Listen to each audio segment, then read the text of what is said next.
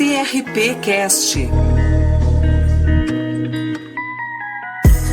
Você está ouvindo o CRP-Cast, uma produção do Conselho Regional de Psicologia do Rio Grande do Sul. Em cada edição, um episódio inédito com temas que reafirmam o compromisso da psicologia na defesa dos direitos humanos e que aprender com a pluralidade de vivências potencializa nossa existência. Acompanhe outros episódios em crprs.org.br/CRPcast.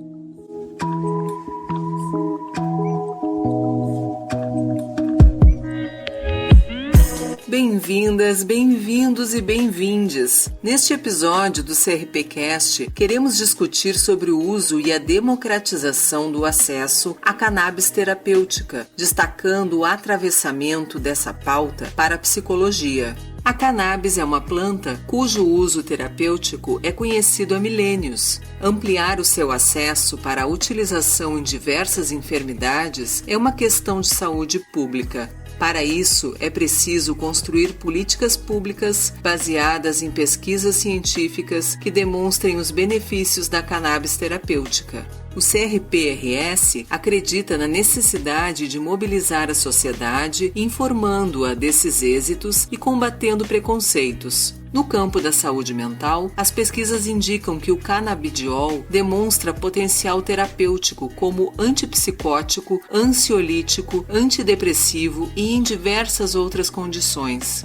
Em 2023, o Conselho Regional de Psicologia do Rio Grande do Sul criou o Grupo de Trabalho Canábico. Mais recentemente, o Conselho Federal de Psicologia instituiu um grupo de trabalho de orientação e regulamentação do uso assistido de psicodélicos em contexto psicoterapêutico.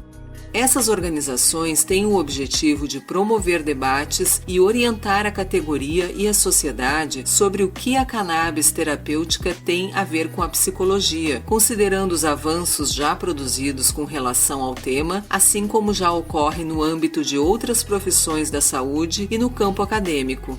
Para debater sobre esse tema, que ainda enfrenta barreiras do conservadorismo, do racismo e do proibicionismo, o Conselho promoveu em novembro o evento online Cannabis Terapêutica, o que a psicologia tem a ver com isso, reunindo representantes dos conselhos regionais do Rio Grande do Sul, Paraná, Rio de Janeiro e Minas Gerais. Neste episódio do CRP-Cast, iremos reproduzir trechos das falas dos seguintes convidados: Maria Luísa Dielo, conselheira tesoureira do CRPRS, presidenta da Comissão de Centralização e integrante do GT Canábico.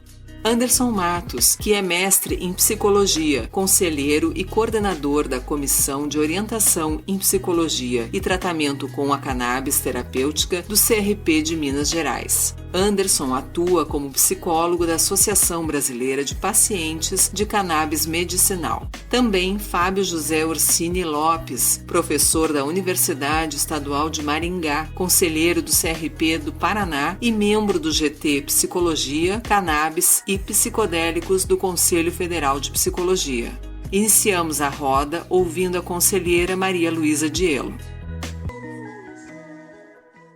O CRPRS, através do GT Canábico, que tem como objetivo articular a conversação sobre o uso e democratização do acesso à cannabis terapêutica, visando a formação e a orientação dirigida à categoria e à sociedade, promove este encontro para falar sobre o que a cannabis terapêutica tem a ver com a psicologia, considerando os avanços científicos já produzidos com relação ao tema, assim como os movimentos já produzidos e a serem produzidos no sistema conselho, com relação a essa pauta.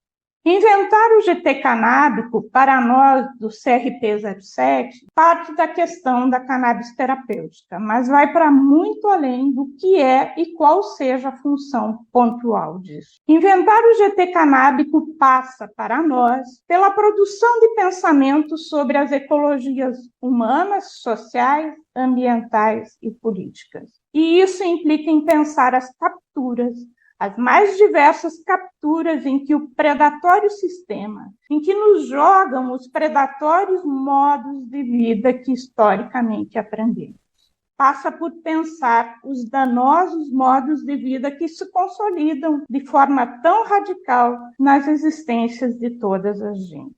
Passa por pensar o lugar e a atuação das psicologias na incidência técnica e profissional nos mais diferentes existires na vida das gentes com que trabalhamos. Implica em pensar todo o discurso proibicionista e estéril relacionado a essa pauta. Aprendemos desde cedo a fazer o uso predatório do planeta, do corpo, da natureza, usando dos danosos recursos da devastação operantes na alimentação, no uso desmedido de medicamentos alopáticos e do consumo, no trabalho precarizado e precarizador da vida. Já a cannabis terapêutica é uma substância reparadora. A cannabis não é uma panaceia, como muitos desavisados querem fazer crer. Tem se mostrado eficaz no tratamento de dezenas de doenças e transtornos de saúde física e mental.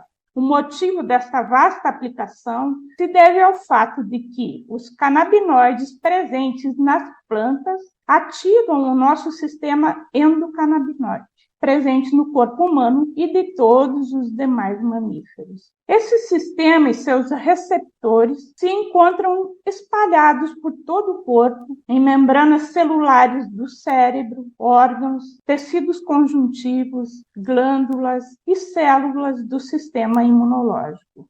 Ele é responsável por regular processos fisiológicos como apetite, dor, inflamação, termorregulação, pressão intraocular, sensação, controle muscular, equilíbrio de energia, metabolismo, qualidade do sono, resposta ao estresse, motivação, recompensa, humor e memória. A acrossílaba CBD designa o canabidiol, que é uma das substâncias ativas encontradas na cannabis e que serve como substrato para a fabricação de medicamentos. Somada ao THC, é um dentre os cerca de 140 canabinoides já catalogados e estudados. Pode ser usada para tratar acne, AIDS, Alzheimer, anorexia, ansiedade, artrite, artrose, autismo, câncer, incluindo os cuidados paliativos dos tratamentos de câncer, a dependência química, a depressão, diabetes, doença de Crohn, doença falciforme, dor neuropática, doenças raras, dor de cabeça, enxaqueca e outras dores, endometriose, epidermólise bolhosa, epilepsia, esclerose múltipla, fibromialgia, glaucoma, insônia, lesões musculares, menopausa, obesidade, osteoporose, paralisia cerebral, Parkinson, psoríase, transtorno de estresse pós-traumático, transtorno obsessivo-compulsivo, dentre outras coisas. Esta conversação que estamos realizando hoje é uma das tantas que estão por vir, com o objetivo de colocar a cannabis terapêutica em pauta, tendo-a como uma importante aliada em nossa visada e em nosso entendimento sobre os modos de operar a desmedicamentalização e a patologização da vida. A partir desses movimentos, visamos constituir o processo de orientação à categoria e à sociedade no que se refere a essa pauta, assim como produzir, junto aos demais regionais e ao sistema conselhos, enquanto um todo, materiais técnicos de orientação à categoria e à sociedade.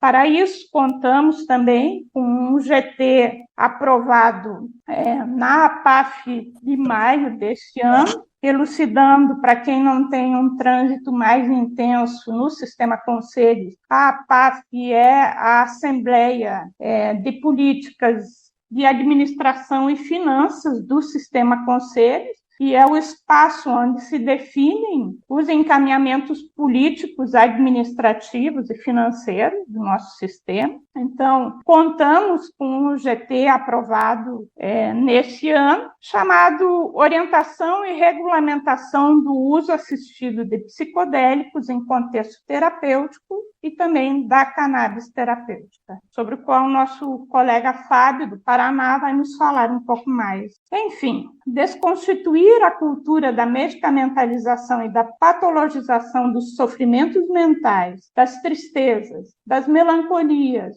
dos estados depressivos, dos afetos, dos desencontros existenciais, das domas químicas, desconstituir ou redimensionar os efeitos dos diferentes contextos presentes no contemporâneo implica em produzirmos outros modos sustentáveis de operar os existires e a vida. Fazemos aqui um convite canábico para olharmos para a cannabis terapêutica como eco-reinvenção, como eco-restauração dos corpos, das corpas, das saúdes, das vidas, dos existires no planeta, assim como a atuação da psicologia nesse contexto. Boas-vindas a todas, a todos e a todos, uma boa conversação para nós e passo a palavra para o Anderson, do Conselho Regional de Psicologia de Minas Gerais. Está contigo, Anderson. Agradeço essa sensibilidade que você teve aqui com a sua fala, é tocante, e é exatamente isso que move, me parece, a necessidade dessa discussão. Esse assunto urgente, necessário, improtelável, ainda encontra alguma coisa da natureza do tabu, encontra ainda desinformação, encontra preconceito, encontra ressalvas que são, na sua maioria, fruto da educação que nós recebemos desde a década de 30 para cá, uma informação, eu diria, calçada no universo das fake news. A gente não chamava assim, mas elas já existiam desde aquele momento. E no que tange a maconha, a cannabis, isso precisa ser dito, é necessário se considerar sobre esse prisma. Nós começamos porque nós temos empatia. Nós começamos porque nós somos psicólogos, psicólogas, psicólogos. Escutamos pessoas em sofrimento, escutamos pessoas em algumas situações, no limite da suportabilidade da dor de existir, né? Seja aquela pessoa atingida por um mal-estar, ou seja, algum ente querido que, por algum motivo, pudesse precisar de cannabis. E devemos sempre lembrar que cannabis é maconha, porque existe um grande debate, além do campo semiológico, que além do campo da linguagem, um debate político, ético, técnico e necessário, como eu já disse lá atrás. A nossa percepção se deu mediante um aumento, né, que passou o Brasil desde 2014, principalmente com o surgimento dessas famílias, no início eram crianças autistas, né, o que mobilizou, o que startou, o que desencadeou o debate no Brasil foram crianças autistas com epilepsias refratárias, crises de difícil controle, polimedicados, muitas vezes absolutamente sedados e sem uma resposta terapêutica adequada ao tratamento que recebiam.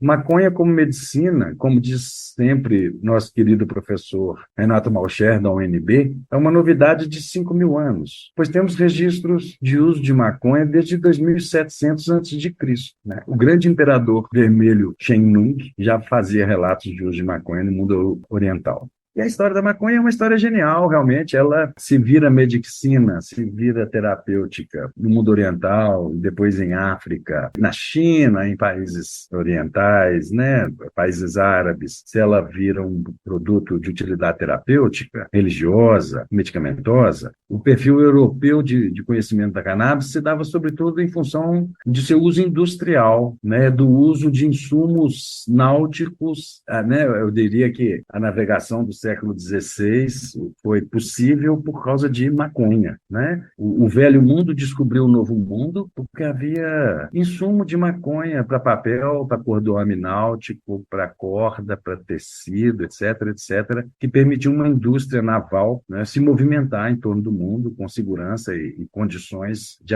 alcançar outros países. né? Na verdade, a proibição da maconha realmente é um fato novo, né? Isso é do século XX, né? O final do século XIX começa um certo mal-estar com a maconha no Brasil, em função disso que eu tentei adiantar aqui, né? Se os europeus conheciam principalmente uma maconha para uso industrial, africanos conheciam maconha para uso terapêutico, medicamentoso e para uso diletante, uso adulto, uso prazeroso, uso prazimenteiro, não é? Então, curiosamente, na nossa terra Brasília Tupiniquim, se associou a maconha à população negra, inclusive o nome que a gente usa aqui, né? Maconha, pito de pango, pito de Angola, diamba, riamba, liamba, todos os nomes africanos vieram exatamente na expectativa de construir no imaginário popular brasileiro que aquela planta era uma planta que tinha raízes africanas, o que não é necessariamente uma verdade. Os africanos talvez conseguissem fazer um bom uso dela que os europeus desconheciam. Mas feita essa pequena introdução, a necessidade que surgiu foi porque, como eu disse, né, desde 2001 já existiam marchas da maconha no Brasil, primeiro no Rio de Janeiro, no caso, e depois esse movimento foi crescendo e ganhando corpo em outros estados do Brasil. Curiosamente, enquanto as pessoas tentavam, numa marcha da maconha, fazer valer o seu direito individual, a sua inviolabilidade, da sua privacidade, né? Que elas tentavam valer o seu direito do uso ao corpo, o direito da sua individualidade preservado, né? Tentando denunciar a inconstitucionalidade da lei de drogas. Enquanto esse movimento aconteceu por si, a população não manifestava empatia, não manifestava muita solidariedade, inclusive os meios de comunicação mal notificavam a existência das marchas da maconha, ainda que em algumas ocasiões já houvesse marchas da maconha com quase 20 mil pessoas na rua, e até o ano de 2010, quando se apanhava por fazer a marcha da maconha, né, as pessoas às vezes tinham que chamar isso de marcha verde,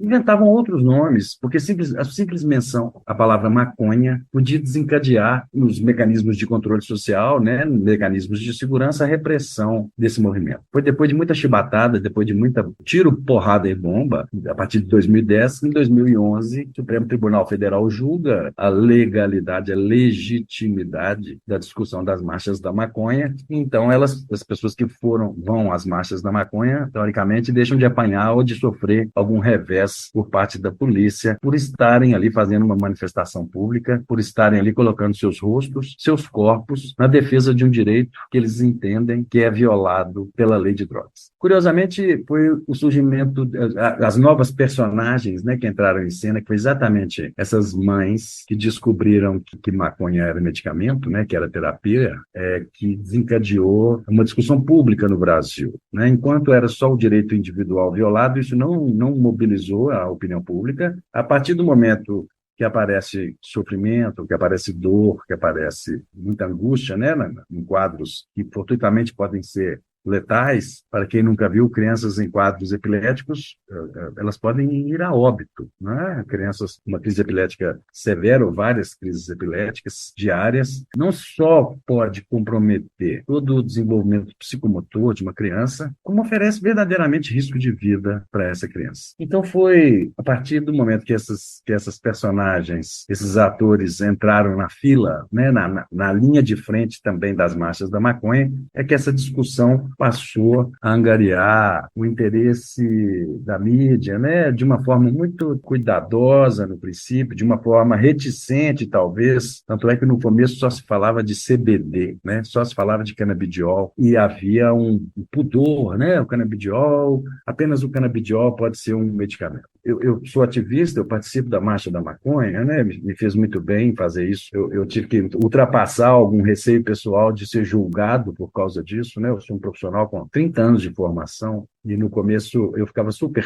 curioso com marchas da maconha, mas ficava reticente, com medo de algum comentário maldoso sobre a minha presença naquele lugar. A partir do momento que eu consegui ir numa marcha da maconha, e eu sou paciente, eu sou usuário, eu sou um profissional de saúde, eu percebi que era necessário fazer isso, exatamente para entrar em confronto com essa ideia de que o maconheiro é indolente, que ele é preguiçoso, que ele é um sujeito que fica à margem da sociedade. né? Eu percebi que, como profissional de saúde, seria necessário fazer esse enfrentamento. Seria necessário colocar o rosto, o corpo, naquele lugar e publicamente me apresentar como um usuário de maconha, né? Certamente aqui e ali houve algum revés com isso, né? Eu sofri preconceito. É curioso, né? Eu me autodescrevi, eu sou um homem branco, um homem fora do padrão da linha de preconceito, né? Eu sou um homem branco, hétero, cisgênero, eu estaria fora da dimensão do preconceito, mas eu sei o que é o preconceito, porque eu toquei nesse assunto, né?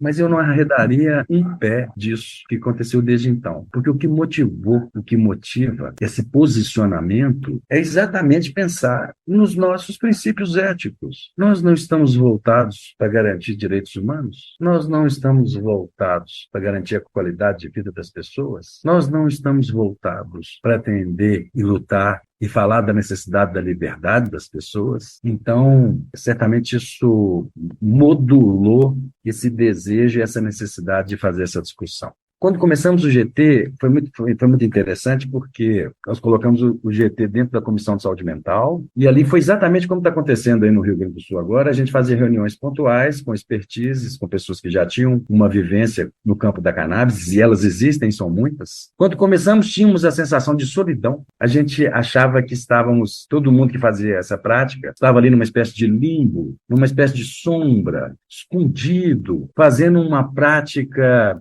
que nós não sabíamos como seria, né, a aceitação das pessoas para com isso. Se eu receei ir numa marcha da maconha, o que dirá, né, se posicionar publicamente como profissional de saúde, se posicionando de maneira aberta e franca para com esse debate. Nós percebemos que era importante ouvir pessoas que já estavam trabalhando, tá? Mães que cuidavam de crianças, psiquiatras, médicos, outros, né, prescritores que também já prescreviam cannabis. Começamos a ouvir associações e percebemos que era necessário entender qual que era o posicionamento da categoria sobre o assunto. Nós não sabíamos o que as psicólogas pensavam sobre isso. Inicialmente, assim, uma verdadeira interrogação, né? Uma incógnita. O que os colegas pensavam sobre isso? E aí a gente entendeu que, entre os produtos que esse grupo de trabalho poderia gerar, a gente poderia e deveria, e fizemos, uma pesquisa sobre esse assunto. Nessa pesquisa, nós buscamos entender qual era o entendimento que a categoria tinha sobre o tema, né? Nós buscamos primeiro entender, né, a formação, se esse psicólogo tinha tido alguma disciplina sobre álcool e drogas na sua formação,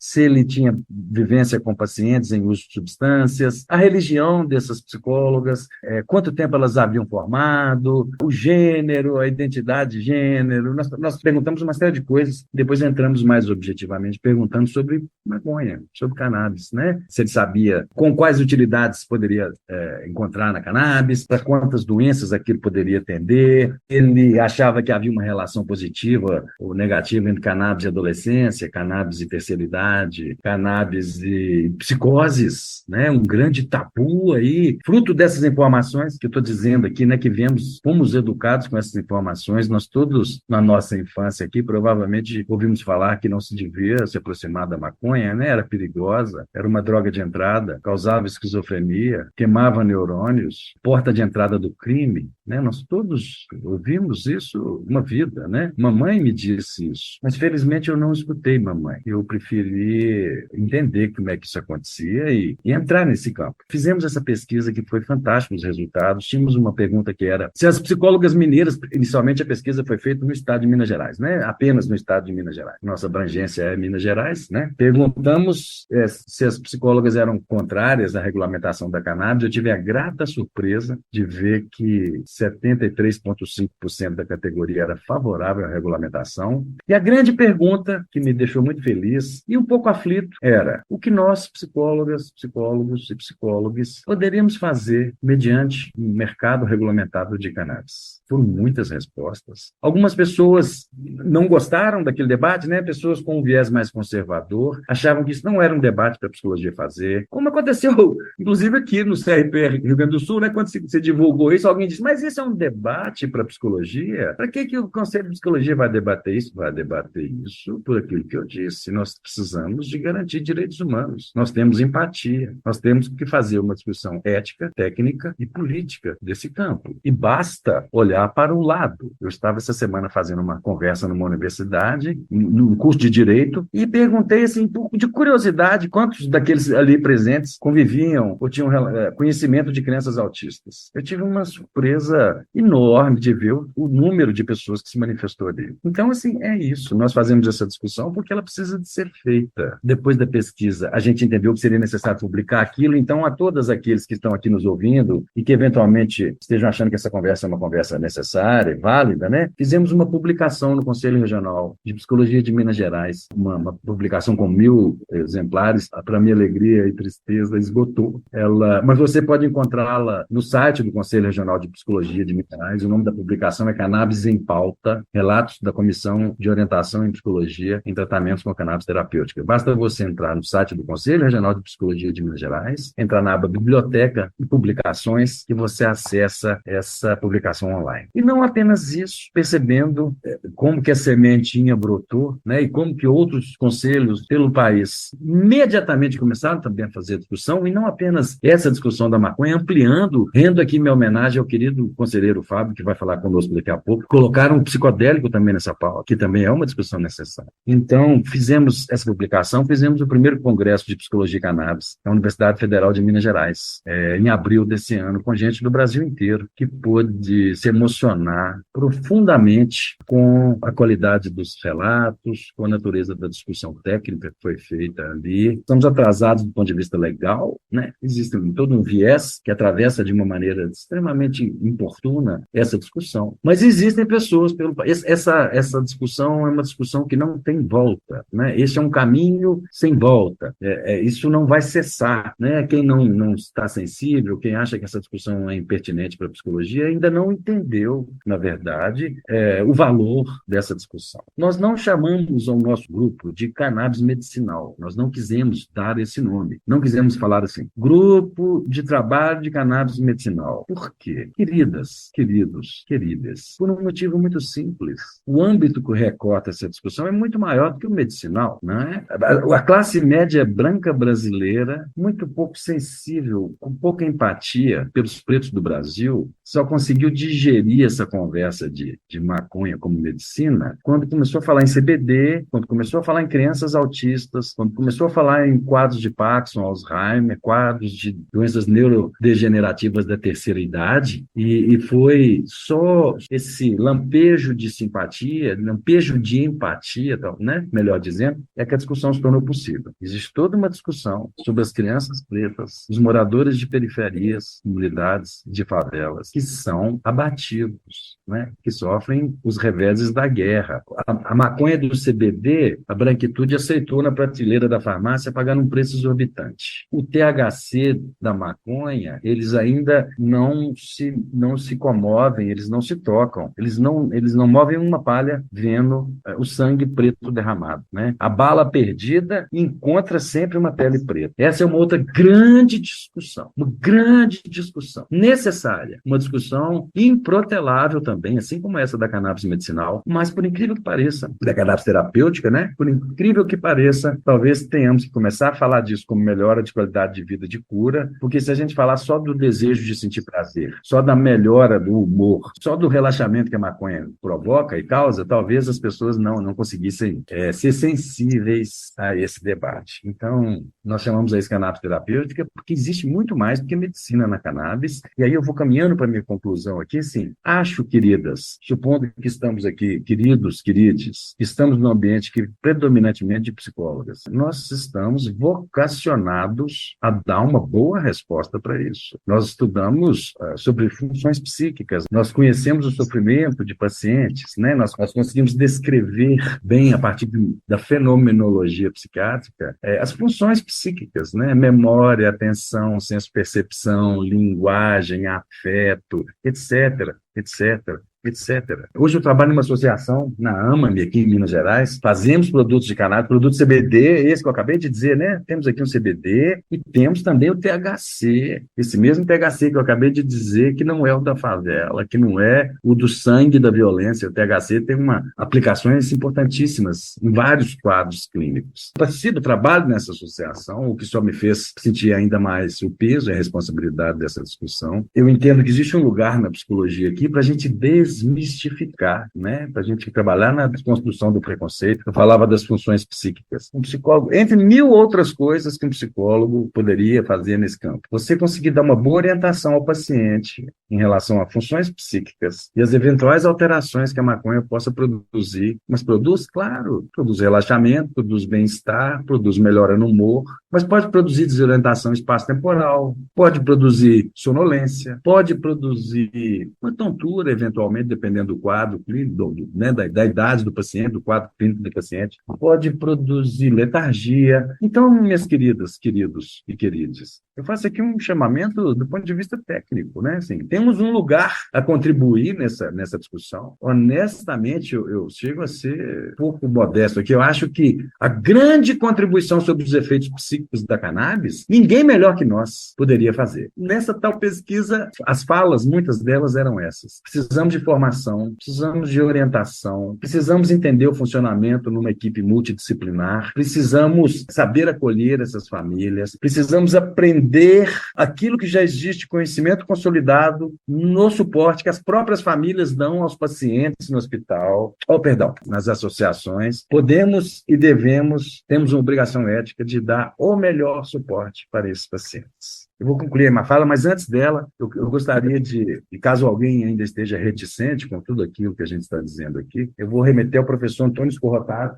nosso querido Antônio Escorrotado, que fala sobre o sofrimento. Ele escreve sobre drogas, né, o tema principal do Antônio Escorrotado, falecido durante a pandemia. E se falar de maconha não tocou seu coração, então eu vou falar de sofrimento. Aí talvez você entenda onde é que a gente quer chegar. Antônio Escorrotado diz o seguinte: o sofrimento tem milhares de origens e intensidades. Pode ser uma leve e constante dor de cabeça, ou uma cólica renal aguda, a perda de alguém muito querido, um descontentamento consigo mesmo, trauma de uma intervenção cirúrgica ou a premonição da morte próxima. Seria ridículo enfrentar fontes e intensidades de sofrimento tão diferentes com os mesmos recursos. Por isso, temos inventado remédios adaptados a cada condição. Para começar, certas dores e sofrimentos vêm de dentro, enquanto outras vêm claramente de fora. Existem as crônicas e as ocasionais, as razoavelmente suportáveis e as absolutamente insuportáveis, as morais, as orgânicas, as previsíveis e as imprevisíveis.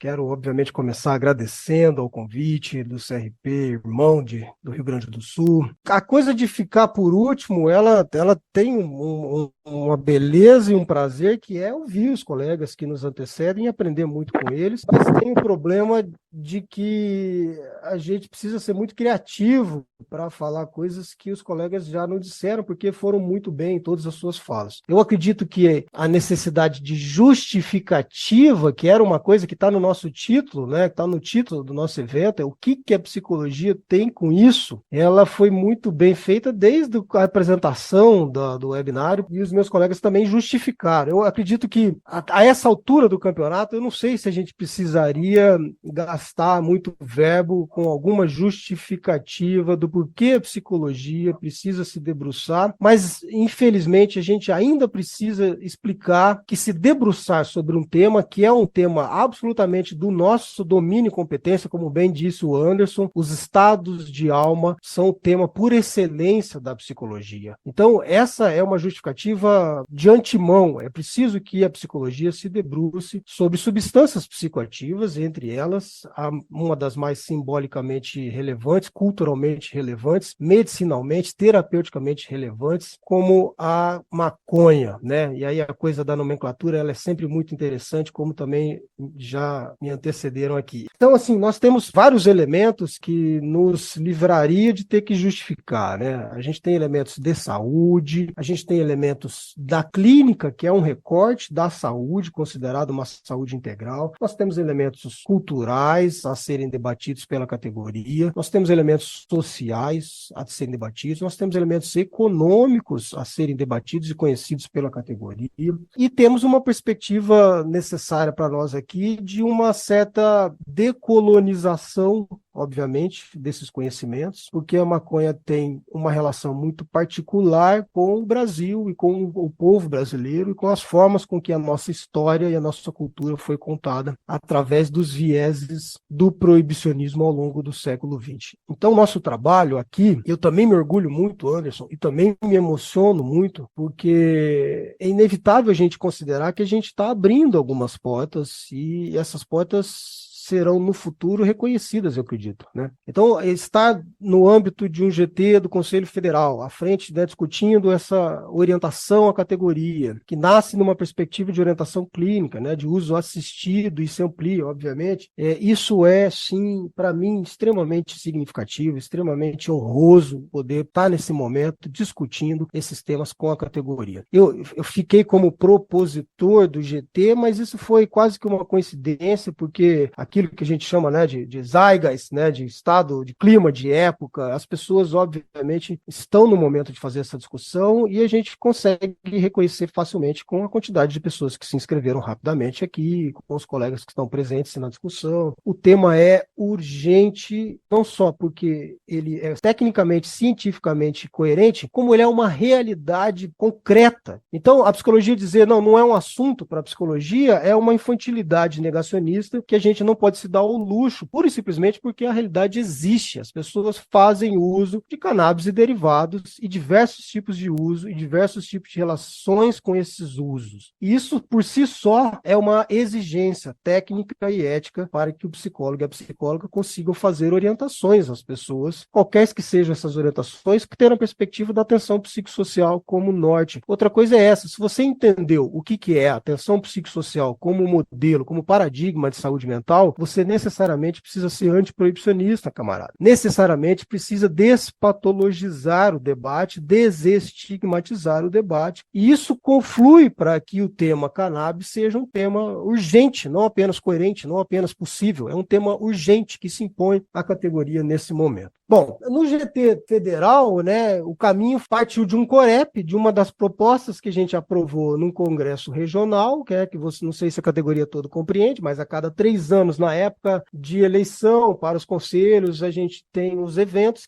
organizados pelos seus regionais, que a gente chama de COREP, ou os congressos regionais de psicologia, e nesses eventos são tiradas proposições, teses, propostas, sobre as quais o sistema conselhos deverá se debruçar. Do COREP foi para o CNP, que é a instância organizada pelo Federal, que é o Congresso Nacional de Psicologia, e para minha surpresa, eu creio que para minha surpresa, e não só a minha, né, a positiva surpresa, a acolhida foi instantânea e foi imediata e foi universal, assim, a proposta foi aclamada, muita gente já queria participar e tudo mais, e daí para a PAF o movimento foi o mesmo, né, foi bastante bem-vindo, recepcionado o tema da confluência entre psicologia e psicodélicos, né? Essa não é, obviamente, o recorte aqui do nosso tema hoje, o nosso tema é a cannabis, é a maconha. Eu chamo de uso terapêutico e potencial de uso terapêutico de cannabis ou maconha e derivados. Eu acho que o nome inteiro do negócio não é nem maconha terapêutica e nem maconha medicinal, mas é o uso terapêutico e potencial de uso terapêutico de cannabis e derivados. E aí eu gosto muito de pegar, como professor, obviamente, os conceitos e as palavras são muito caras para nós, né? E a dicotomia entre terapêutico e recreativo já é algo que de cara merece a nossa atenção, mas eu diria que a dicotomia terapêutico e recreacional, ela já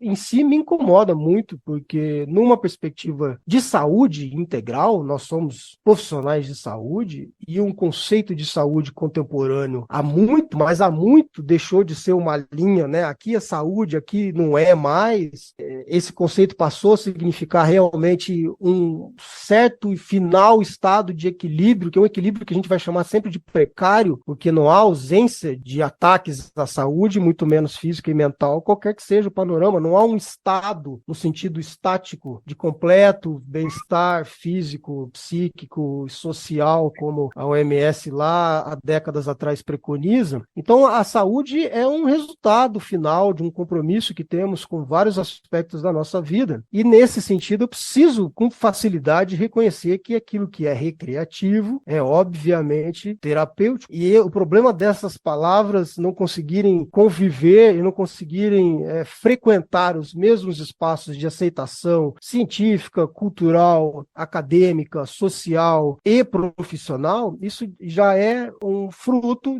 de uma ignorância, de um tabu, sim, é um tema tabu, obviamente, e que a gente construiu, né, um ideário cultural ao longo do século XX de demonização. Então isso realmente precisa ser o primeiro dos desafios, e aí se debruçar sobre um tema desse não significa, de forma nenhuma, a postura romantizada ou apologética às substâncias. Assim como redutor de danos, que eu acho que posso dizer que sou, quando a gente tem uma perspectiva pela lógica da redução de danos, ninguém está falando para as pessoas fazer uso de substâncias. É uma necessidade, não deveria ser necessário ter que explicar isso, né? Não deveria ser necessário ter que explicar, bom, a psicologia tem que se debruçar sobre esse tema, mas não é porque ela está dizendo que esse tema é um tema que as pessoas precisam fazer uso, ou que ela está fazendo apologia ou romantizando o uso de substâncias. Ainda que o direito aos estados de ebriedade ou de recreação seja um direito também que uma sociedade moderna precisa reconhecer, obviamente, né? Mas aí vamos uma coisa de cada vez, né? E por isso que a porta da saúde, a porta do terapêutico, a porta da nomenclatura suavizada, né? A cannabis, terapêuticas, tudo isso é importante por um lado, é evidente que é importante por um lado, mas é pouco, ainda é muito pouco. O que a gente quer nem tem nome, né? Como diria a escritora, o que a gente quer ainda não tem nome, né? Não é nem liberdade o que a gente quer. O que a gente quer realmente é a potência de vida presente nas pessoas e a autonomia das pessoas e a orientação em saúde mental, que é o nosso dever. Bom, então a coisa da terminologia, ela é fundamental, né? Agora, eu queria chamar a atenção, e repito que eu vou tentar finalizando já, eu sei que eu falei menos, é consciente isso, que eu falei menos, até porque eu sou menos especialista aqui em orientações em psicoterapia associada ou qualquer do tipo, mas o que eu queria chamar a atenção é que a força dos movimentos das pessoas que fazem uso de cannabis terapêutica e dos seus derivados é que tem movido essas engrenagens. E isso tem total paralelo com a nossa luta antimanicomial, com o nosso modelo de saúde mental, de atenção psicossocial, com a própria redução de danos, com o próprio antiproibicionismo. O Anderson mencionou bem, né? É preciso que as pessoas, quando elas se deparam com uma criança, principalmente criança, que ela é mais sensibilizadora, refratária à medicação convencional e que tem inegavelmente melhora dos seus quadros de saúde e de qualidade de vida quando tem acesso ao uso terapêutico de cannabis e derivados, isso é preciso que seja uma realidade acima de ideologia, vamos chamar, né? Ainda que ideologia seja uma coisa que todos temos, é óbvio que todos temos, né? Eu gosto muito da frase que ideologia é igual sotaque, só o outro que tem, né?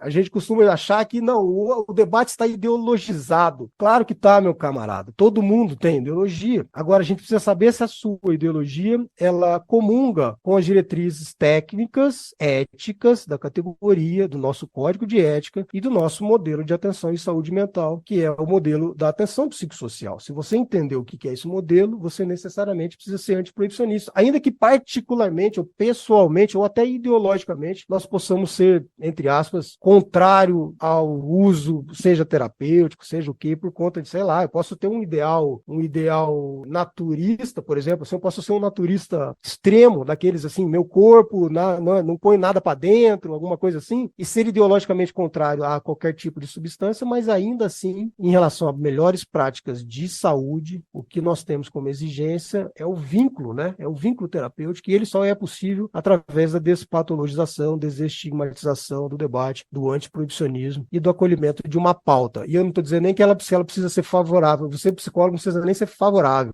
né? É necessário que a gente se debruce sobre o tema, porque ele existe. Isso não adianta negar, não adianta tentar parar a história, né? A psicologia não consegue parar a história está acontecendo acontecendo diante dos nossos olhos, as pessoas buscam suas formas de qualidade de vida, especialmente as pessoas refratárias às medicinas tradicionais, que tem que ser feita também uma reflexão crítica sobre as indústrias farmacêuticas, medicamentosas. É evidente que elas têm total interesse em perverter esse debate, em continuar que esse debate seja pautado pelas mentiras, né? A gente gosta tanto de falar que a verdade se tornou algo maleável no contemporâneo, mas existem coisas que são fatos, e esses fatos não podem ser negados, senão a gente corre o risco de caminhar num delírio, numa alucinação coletiva da categoria, e isso não pode ser... eu não vou participar disso, né? Eu acho, portanto, que essa posição, que eu acredito que parece que a nossa categoria, ela às vezes ela entende, né? Os colegas mencionaram as pesquisas são importantes. Por um lado, parece que há uma ignorância generalizada, mas por outro lado, há pessoas que falam, puta, eu entendo o debate, eu entendo a necessidade, e ainda assim que a gente não consegue lançar luz sobre a categoria em termos de representação, porque os respondentes em pesquisas são sempre poucos. Então, pessoal, eu finalizo assim, chamando a atenção que a força, ela parte dos movimentos das pessoas que fazem uso, e as mães, as crianças que precisam desse acesso, elas são uma imagem muito forte, obviamente. Até as pessoas que não compreendem o debate, quando se deparam com a história, vão entender, olha, essa pessoa está fazendo isso aqui, na desobediência civil, o filho dela tem o quadro de melhora, blá, blá, blá. Eu acredito que as pessoas se sensibilizam, e é por isso que até que a gente vê que espectros políticos conservadores, vamos chamar assim, costumam, hoje em dia, pelo menos, no âmbito do legislativo, a entender a pauta e acolher a pauta. Eu cito aqui no Paraná, está aprovada uma lei chamada Lei Pétala, de iniciativa de um deputado daqui, e ainda que o nosso legislativo paranaense seja bastante conservador, vou usar a palavra conservador para não usar outra mais grave. Bom, eu queria também chamar a atenção para a necessidade de que a formação da psicologia ela inclua os debates sobre cannabis terapêuticos, sobre psicodélicos, sobre substâncias psicoativas de forma geral, e como professor reconheço que a gente peca, né, como formador, a gente peca na formação. A formação é evidente que ela tem que ser introdutória para vários campos de atuação da psicologia, mas até onde eu alcanço e compreendo, a gente tem pecado na formação. Os colegas saem formados em psicologia quase sempre sem saber muita coisa ou quase nada sobre o campo, vamos chamar o campo álcool e outras drogas, não só da cannabis, né? Então a gente precisa aí fazer o meia-culpa, melhorar e incluir as discussões nas formações. Mas era isso. Muitíssimo obrigado, grande abraço, beijão para todos. Você ouviu trechos das falas de Maria Luísa Diello, Anderson Matos e Fábio José Orsini Lopes no evento Cannabis Terapêutica, o que a psicologia tem a ver com isso, promovido pelo Conselho Regional de Psicologia do Rio Grande do Sul. A íntegra da atividade pode ser conferida em youtube.com/crprs. E você, o que achou deste episódio? A série completa está disponível nas plataformas Spotify, Deezer e no YouTube. Acompanhe o CRPRS através das redes sociais ou pelo site www.crprs.org.br. Esperamos por você no próximo CRPcast. Até breve!